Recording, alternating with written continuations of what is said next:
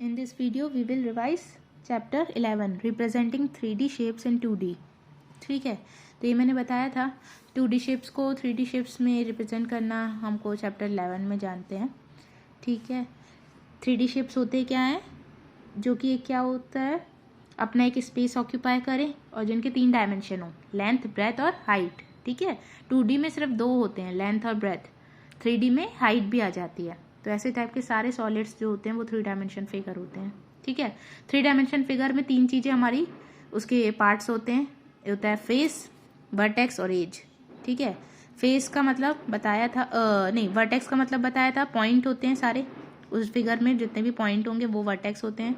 As मतलब लाइनें। ठीक है, और फेस मतलब जहाँ बॉक्स बन जाए पूरा, मतलब चारों तरफ से कवर हो। ठीक है, तो इनकी थोड़ा सा लाइनें पुनः तक इनकी डेफिनेशन पढ़ लेना।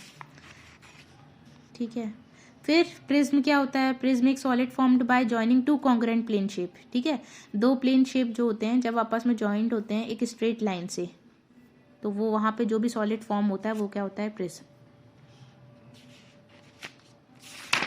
तो ये कुछ डेफिनेशन मैंने आपको बोली थी याद रखने को। पिरामिड की, पिरामिड क्या होता है, a pyramid is any 3 dimension solid where the upper surface are triangular and converge on 1 point. ठीक है, जिसका ऊपर का फेस जो है वो ट्राइंगल के शेप का हो, अपर सरफेस जो है वो एक ट्राइंगल के शेप का हो, एंड वो कन्वर्ज हो सिर्फ एक 1 पॉइंट पे, मतलब सब आके मीट करें एक 1 पॉइंट, उसका एक हेड पॉइंट हो।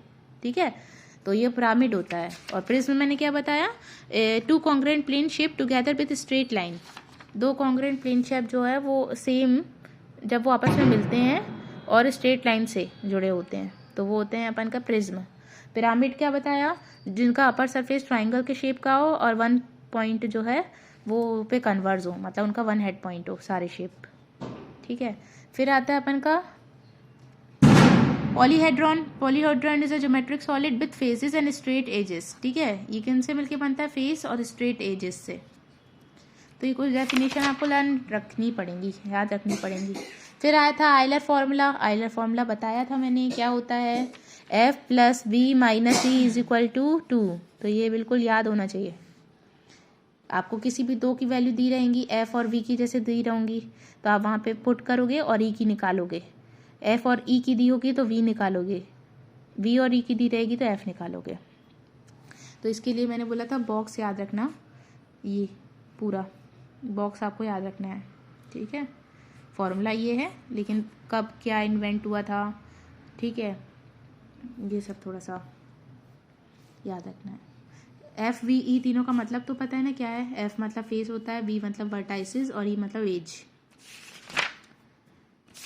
फिर कुछ नहीं है इस चैप्टर में। सेल्फ प्रैक्टिस 11 में देखो, पहला क्वेश्चन है अपन के फिगर सॉलिड जो है उनको अपन को क्या करना है, आइडेंटिफाई, मतलब कौन सा सॉलिड का नाम बताना है। तो पहला देखो ट्राइंगल के शेप में है, मतलब हमको ये तो पता चल गया कि ये पिरामिड है, क्योंकि उसका मैंने क्या बताया, अपर सरफेस ट्राइंगल का होना चाहिए। और पिरामिड तो हो गया, और कौन सा पिरामिड है, ये ट्राइंगुलर पिरामिड, क्योंकि इसकी 3 ही साइड है। ठीक है, तो इसलिए ट्राइंगुलर पिरामिड। सेकेंड तो सबको पता है, सिलेंडर है, ये तो जानते हैं, जिनके 2 क्या होते हैं, सर्कुलर बेसिस होते हैं और 2 कॉन्ग्रुएंट लाइन से आपस में कनेक्ट। ठीक है, फिर इसमें देखो, इसमें हमारा क्या हो जाएगा, पिरामिड। पिरामिड तो है क्योंकि इसका अपर सरफेस ट्राइंगल के फॉर्म में है और 1 पॉइंट पे कन्वर्ज हो रहे हैं, लेकिन इसकी 4 लाइनें हैं। ठीक है, ये 4 में है, तो ये स्क्वायर पिरामिड होगा। ठीक है, फिर आता है अपन का डी, ये प्रिज्म होगा। क्यों प्रिज्म है, क्योंकि इसमें क्या है, सेम ये इधर पे बताई थी ना, प्रिज्म की डेफिनेशन क्या थी, ये 2 कॉन्ग्रुएंट प्लेन शेप जो है वो स्ट्रेट लाइन से क्या है, कंबाइन है, तो इसमें ये अप्लाई हो रहा है इसलिए। तो जब डेफिनेशन याद होंगी तभी आप कर पाओगे। ठीक है, तो डेफिनेशन को याद रखो। F वाली कौन है, ये तो क्यूबॉइड का शेप दिख ही रहा है, ये पिरामिड है, क्योंकि इसका अपर सरफेस जो है, इसको हम जब ऐसे खड़ा करेंगे, ऐसे पलटा देंगे तो अपर सरफेस एक क्या होगा, ट्राइंगुलर के शेप का। ठीक है, इसलिए। और फिर क्वेश्चन नंबर 2 में हमको क्या करने हैं, प्रिज्म जो है, ट्राइंगुलर प्रिज्म वो एक बना है, उसका यूज़ करके एजेस उसकी बतानी है, उसके वर्टाइसेस बताने हैं। फेस बताने हैं, ठीक है। तो पहले बोल रहा है वर्टेक्स सी की जो है उसको कौन, वर्टेक्स सी को कौन इंटरसेक्ट कर रहा है, ठीक है। 3 ऐसी एजों के बताओ जो वर्टेक्स सी को इंटरसेक्ट कर रही है, मतलब उससे निकल रही हैं। तो सी ए निकल रही है, एक सी बी निकल रही है, एक सी एफ, तीनों के नाम लिख दोगे, ठीक है। ई से कौन सी निकल रही है, तो ई से बता देना। ई डी निकल रही है, ई एफ निकल रही है, ई बी निकल रही है, ठीक है। ये हो गया। फिर 4 वर्टाइसेस बताओ जो कि बी सी एफ ई में लाई कर रहे हैं, बी सी एफ ई में 4 वर्टाइसेस। तो वर्टाइसेस मतलब पॉइंट होते हैं, तो B comma C comma F comma ई, वही के नाम कॉमा करके। ई डी एफ के पैलर कौन है, ई डी एफ के पैलर कौन है, तो सेम इसके जैसे मतलब कौन है, ए बी सी है ना। ये भी एक ट्राइंगल, ये भी एक ट्राइंगल, तो ए बी सी उसके पैलर है। ए बी की पैलर कौन सी लाइन है, ए बी के पैलर कौन सी लाइन है, डी ई, ये देखो। और ए डी एच के पैलर कौन है, ए डी, ये वाली लाइन के। तो देखो एक सी एफ भी है, ठीक है, कॉमन, और एक बी ई भी है, 2 है ना, दोनों के नाम, ठीक है।